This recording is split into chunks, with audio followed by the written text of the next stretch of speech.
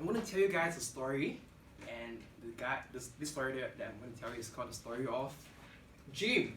Okay, this is Jim. Say hi to Jim. Hi, Jim. Jim is a super adventurous and physically active young man. Look at him. He's super happy. And one of his favorite activity that he loves to do is he loves to ride a motorcycle with the, I think it's called the bandana. Am I right? That's right. Look at him. He looks exactly like our friend here, Jing Kang. Super handsome, super cool. But one day, unfortunately, he fell down from his bike and he broke his leg. Look at him. Jim is so sad. And however, at that moment, Jimmy, who was a passerby who walked past Jim and said, "Ha! You weakling! Why do you fall down? Just pick up. Just walk. Just stand up and walk. Why? Just walk." You know, some of us might be having this kind of like frustration. What is this? What is Jimmy talking about? Like he just broke his leg. But you know what? I just want to say to you guys that this kind of experiences is what someone with a mental illness is still experiencing in today's century. You know, it's crazy that when we think about 21st century, we won't judge anyone for going to the hospital for a physical injury. But how often do we actually judge someone who actually has a mental illness and going to see a counselor or a psychologist for his mental health problems? You know, the first word that comes to mind when I asked some of our classmates here today about mental illnesses, the first word that came out were crazy, depression, incapability, and lack of willpower. You know, I believe that mental health has to be treated as important as physical health because our mental health matters. And this is exactly what today's speech will be about. You know, today my speech I will be talking about the importance of mental health, and it's my sincere hope that after today's speech we can all together take the next step to increase our mental health literacy. More about that later. Well, what exactly is the problem right now? The problem right now is that there is a serious epidemic of mental health problems that is plaguing our world right now. You see, we can no longer be satisfied with this current situation. There's just too little emphasis that is placed on mental health. Well, let me just do a bit of comparison with statistics. According to the World Health Organization, 1 out of 5 men may develop cancer during their lifetime. One out of 6 women may develop cancer during their lifetime. That's it's a pretty big number. But think about it. According to the World Health Organization, 1 out of 4 people in the world are affected by a mental disorder. And these are just the statistics. Just think about the many mental disorders that are not reported by these statistics. You see, the truth is that mental health is more than what we think it is. According to World Health Organization as well, mental health is defined as a state of well-being in which every individual realizes his or her potential, can cope with the normal stresses of life, can work productively and fruitfully, and is able to make a contribution to her or his community. You see, mental health is actually more than the absence of mental disorders. Mental health is more than the absence of mental disorders. Well, so often we actually put these two, mental health and mental illnesses, together. And this distinction is if you use these two words interchangeably, it's actually not very helpful.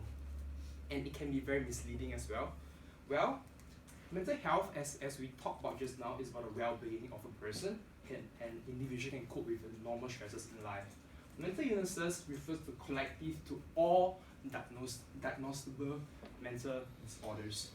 You see, I think as right now, we are actually getting to know more about mental health, and we actually can see that there's a clear distinction, and we can actually start to use this language properly to describe something.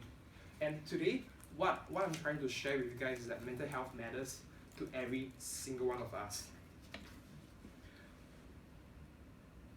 Moving on, sadly, because of the lack of knowledge, there's actually a high stigma towards the talk about mental health, and stigma is still very prevalent in Singapore.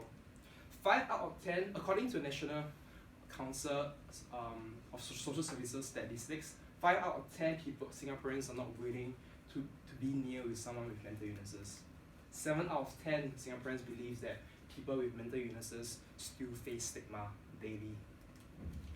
Mental health problems will continue to exacerbate our next generation, and the current stigma will not be eradicated by shoving it under the carpet. The problem will only be solved if you are willing to bring this problem to light. Hence, some of us might ask, what is a possible solution forward then? Thankfully, I believe there's a way forward, which is mental health literacy. Just a show of hands, anyone has heard about mental health literacy? Oh, okay. None? Okay. Exactly. Honestly, it took me about 30 minutes to try to find what is mental health literacy, and I actually found the definition of mental health literacy in a bunch of academic texts under this mental health literacy article. See, it's just in a bunch of articles. It says, originally, mental health literacy was conceptualized as knowledge and beliefs about mental disorders, and which aid their recognition and management or prevention of mental disorders.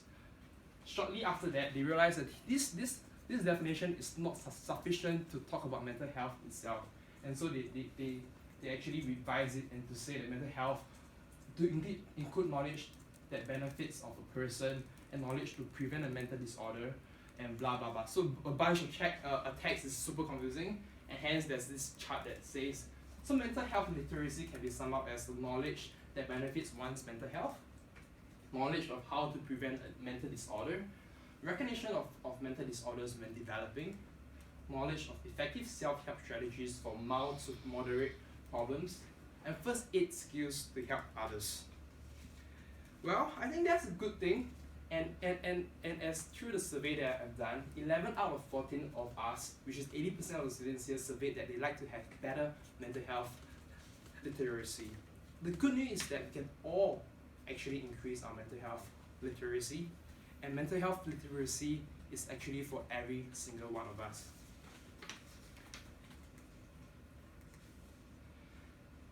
A couple of years ago, I actually went for a gap year, as some of you might know. Some of you, but actually I might not have shared with you guys the very reason. Actually, the very reason was also because of my declining mental health at that point of time as well. Honestly, that year was a great year for me to learn emotional coping strategies, stress management strategies as well. And those strategies were amazing, and it helped me to improve my mental health literacy. You see, today I want to share with you that mental health matters to you and to me. Well, so as I conclude today's speech, I just want to urge you guys to take action to increase your mental health literacy today. Later I'll be sending out some articles and some links in the Telegram. I'd love to encourage all of you to take a next step to learn more about mental health literacy. Secondly, I just want to invite you guys to talk about it. Let stigma be eradicated, and it can only be eradicated by bringing this problem into light. As such, I would like to end my speech. Thank you very much.